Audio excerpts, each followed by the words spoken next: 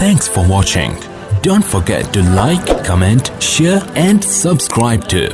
ثناء اللہ سلمہ متعلم مدرسہ حاضہ کو کہ وہ آئیں پیغمبر کی تقلید اور کامیابی کا ضامن اس موضوع پر تقریر پیش کریں۔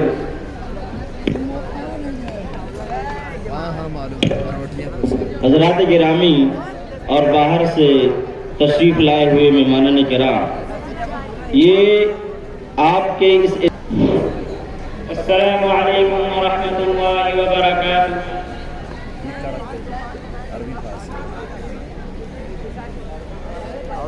الحمد للہ وحدہ والصلاة والسلام علی من لا نبی بعدہ، اما بعد اعوذ باللہ من الشیطان الرجیم، بسم اللہ الرحمن الرحیم۔ لقد كان لكم في رسول الله أسوة حسنة، صدق الله العظيم۔ گرامی قدر محترم حضرات سامعین کرام، تخلیق کائنات کے بعد جب اللہ تعالی نے انسانوں کو وجود بخشا تو ساتھ ہی ساتھ بعثت نبی کے مبارک سلسلے کا آغاز کر دیا تاکہ ان کی امت، ان کی قوم، ان کے متبعین، ان کے پیروکار اور آئندہ آنے والی نسل اپنے نبی کی زندگی کو دیکھ کر عمل کرے،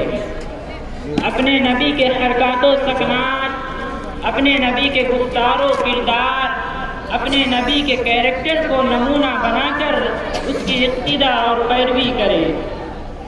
ان کے نقش قدم پر چل کر خدا کو راضی کرے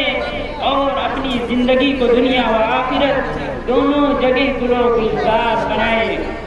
اسی مقصد کی تکمیل کے لیے اللہ تعالی نے ہر صدی، ہر دور اور ہر زمانہ میں کسی نہ کسی انسان کو مصلح، قائد، ہادی، رہبر اور رہنما بنا کر دنیا میں مبعوث فرمایا، اس لیے کہ ساری دنیا عملی نمونہ کا محتاج ہے۔ اس کے بغیر کوئی شخص اپنی منزل کو نہ تو پا سکتا ہے اور نہ ہی اس کا تصور کیا جا سکتا ہے۔ آپ کو بھی اچھی طرح معلوم ہے کہ صرف کتاب کوئی فن یا کوئی علم و ہنر سکھانے کے لیے کافی نہیں ہوا کرتی۔ صرف کتاب پڑھ کر کوئی مفتی یا فقیہ نہیں بن سکتا، صرف کتاب پڑھ کر کوئی عالم اور محدث نہیں بن سکتا، صرف کتاب الجنائز پڑھ لینے سے نہ تو میت کو نہلایا جا سکتا ہے اور نہ ہی کفنایا جا سکتا ہے۔ جب تک کہ کوئی رہبر ہماری رہنمائی نہ کرے، کوئی مصلح ہماری اصلاح نہ کرے، کوئی قائد ہماری قیادت نہ کرے، جب تک کہ ہمارے سامنے عملی نمونہ نہ ہو، جب تک کہ ہماری عملی مشق اور پریکٹس نہ ہو جائے، جب تک کہ صبر و رضا کے ساتھ ہماری زندگیوں میں نقل و تقلید کا مادہ پیدا نہ ہو جائے، اس وقت تک نہ تو ہم کامیاب ہو سکتے ہیں اور نہ ہی ہماری زندگی سے فلاح و بہبود کی امید کی جا سکتی ہے۔ اس لیے حضرت آدم علیہ السلام سے لے کر پیغمبر آخر الزمان محمد عربی صلی اللہ علیہ وسلم کے دور مبارک تک ہر زمانہ اور ہر صدی میں کسی نہ کسی نبی اور پیغمبر کو مصلح، قائد، ہادی، رہبر اور رہنما بنا کر دنیا میں مبعوث کیا جاتا رہا۔ قرآن کہتا ہے وَإِن مِّنْ أُمَّةٍ إِلَّا خَلَا فِيهَا نَذِيرٌ، دنیا میں کبھی کوئی امت ایسی نہیں گزری جس میں کوئی ڈرانے اور دھمکانے والا موجود نہ ہو۔ میرے دوستوں، جب انبیاء کرام کی بعثت کا سلسلہ ختم ہوا تو عبداللہ کے در یتیم، آمینہ کے لال، عبد المطلب کے نور نظر، فخر کائنات، سرور دو عالم محمد عربی صلی اللہ علیہ وسلم کو ختم نبوت کا لازوال تاج پہنا کر دنیا میں مبعوث کیا گیا تاکہ قیامت تک آنے والی امت آپ کے اسوہ کی تقلید کرے۔ اور تقلید بھی کیسی؟ تقلید کامل زندگی کے ہر شعبہ میں، اٹھتے بیٹھتے، کھاتے پیتے، سوتے جاگتے، چلتے پھرتے، ہر جگہ ہر آن سنت کی پیروی کی جائے۔ ہر جگہ آپ کی تقلید کی جائے، ہر جگہ آپ کا نمونہ تلاش کیا جائے۔ اسی لیے آپ صلی اللہ علیہ وسلم کے ضحک و تبسم، صلح و جنگ، صبر و رضا، غیظ و غضب، آمد و رفت، سفر و حضر، مزاج و مذاق، غرض آپ کی ایک ایک نقل و حرکت کو پوری امت کے لیے شریعت بنا کر پیش کیا گیا۔ آپ آخری نبی اور آخری رسول ہیں، آپ پر نازل کردہ کتاب قرآن مقدس بھی آخری کتاب ہے، آپ کا لایا ہوا مذہب بھی آخری مذہب ہے۔ اب آپ کے بعد نہ تو کوئی دوسرا پیغمبر آئے گا، نہ کوئی نئی کتاب آئے گی اور نہ کوئی نیا مذہب آئے گا۔ اب رہتی دنیا تک آپ کی تقلید کی جاتی رہے گی۔ طالبین رشد و ہدایت ہمیشہ آپ کے اسوہ کی تقلید کرتے رہیں گے۔ اسلام کے غیور نوجوانوں، آپ اگر ذخیرے احادیث پر غور کریں تو آپ کو یہ جان کر بڑی حیرت ہوگی، آپ کو بڑا تعجب ہوگا کہ پیغمبر اسلام صلی اللہ علیہ وسلم کا ایک ایک جملہ، ایک ایک قول و فعل کو تاریخ نے نوٹ کیا۔ آپ کے ذاتی حالات، آپ کے صفات و کیفیات، آپ کے مزاج و مذاق، آپ کے اخلاق و کردار، آپ کے لازوال نقوش و آثار اور آپ کی طرف منسوب ہونے والی چیزوں کو صحابہ کرام نے بڑے احتیاط کے ساتھ نقل کیا، روایت احادیث نے بیان کیا، حضرات محدثین نے نقد و جرح کے ساتھ محفوظ کر کے امت کے سامنے پیش کر دیا ہے۔ یہ قدرت کی طرف سے ایک اچھا انتظام تھا، اس لیے کہ آپ کے مذہب کو قیامت تک باقی رکھنا تھا، ورنہ جس طرح دنیائے انسانیت کی تاریخ میں سینکڑوں عظیم افراد پیدا ہوئے اور دنیا سے چل بسے، ان کی تاریخ مٹ گئی، اسی طرح آپ کی سیرت مٹ چکی ہوتی، نہ آپ ہوتے نہ آپ کا ذکر خیر۔ برادران ملت، انسانوں کو عمدہ معاشرہ، صحیح تمدن اور اعلیٰ ترین کامیاب زندگی گزارنے کے لیے کسی کامل و مکمل شخصیت کی زندگی کا اسوہ چاہیے، جس کے سانچے میں اپنی زندگی کو ڈھالا جا سکے، جسے دیکھ کر زندگی کے ہر موڑ پر اس کی نقالی کی جا سکے۔ وہ ایسا قائد ہو جس کی سیرت اپنی جامعیت میں بے مثال اور بے نظیر ہو، تاکہ عبادات و معاملات، تہذیب و معاشرت، تہنیت و تعزیت، دعوت و محبت، عدل و انصاف، عفو و کرم، تنگی و فراخی، جس نوعیت کا بھی نمونہ تلاش کیا جائے، اس کی سیرت ہر موڑ پر اس کی دستگیری کر سکے۔ یوں تو دنیا کے اسٹیج پر ہزاروں لاکھوں انبیاء پیدا ہوئے اور بڑے بڑے بادشاہ اور حکمرانوں نے جنم لیا، لیکن ہمیں بتاؤ کہ پیغمبر آخر الزماں محمد عربی صلی اللہ علیہ وسلم کے علاوہ کوئی پیغمبر یا کوئی نبی یا کوئی رسول ایسا ہے جس کے صحیفہ حیات کے تمام حصے ہمارے نگاہوں کے سامنے ہوں؟ نہیں، ہرگز نہیں۔ اس لیے کہ انبیاء سابقہ کے مکمل حالات ہمارے پاس موجود نہیں، ان کی مقدس زندگیوں کے پاکیزہ لمحات ہمارے نگاہوں سے اوجھل ہیں، ان کی سیرت ادھوری اور نامکمل ہے جو منزل تک ہمیں پہنچانے سے قاصر ہے۔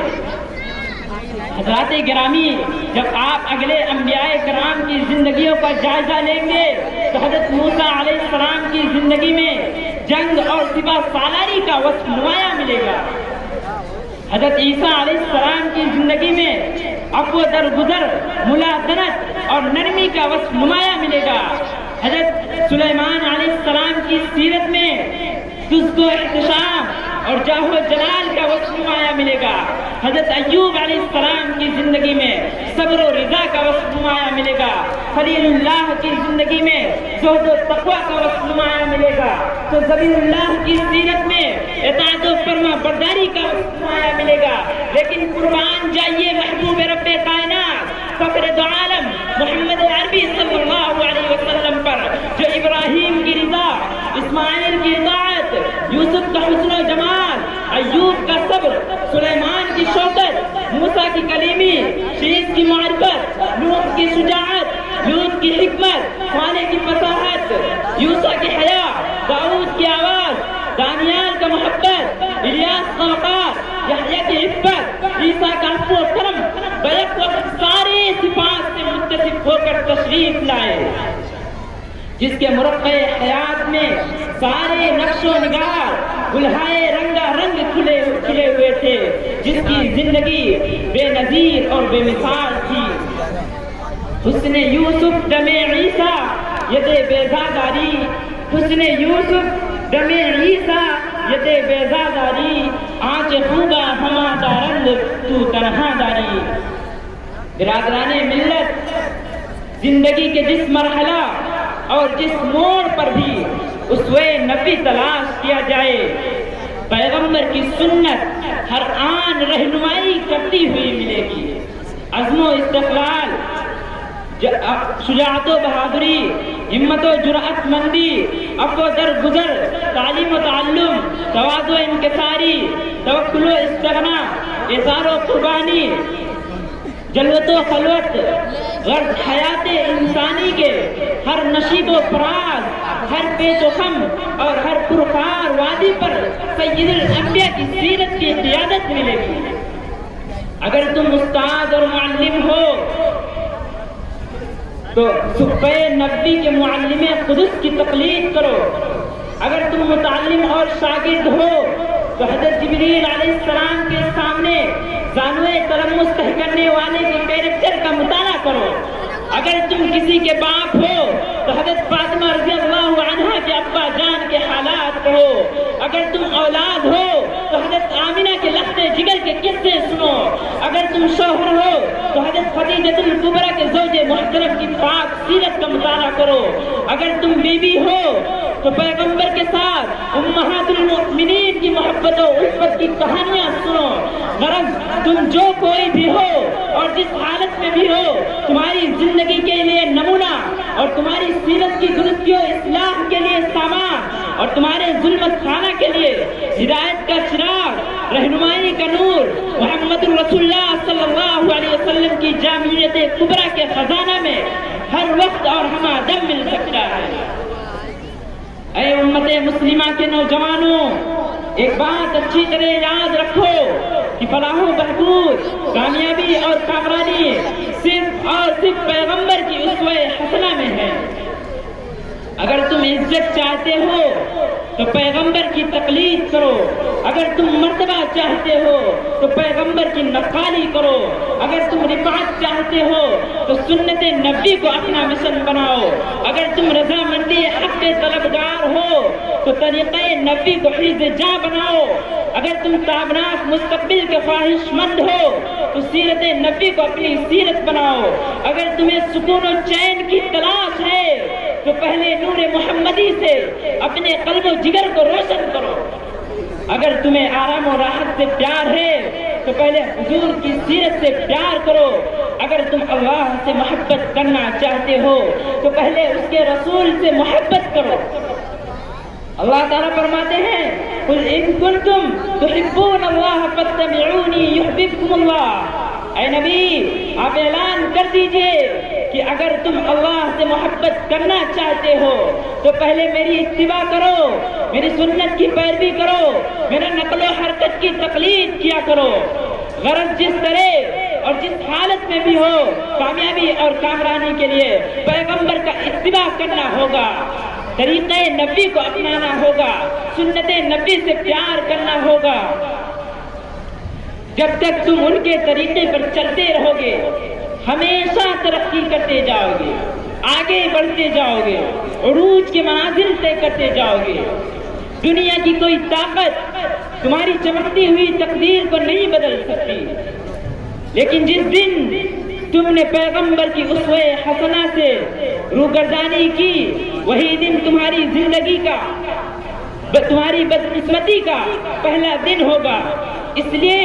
کہ جو نافرمان ہوتا ہے وہ ناکام ہوتا ہے،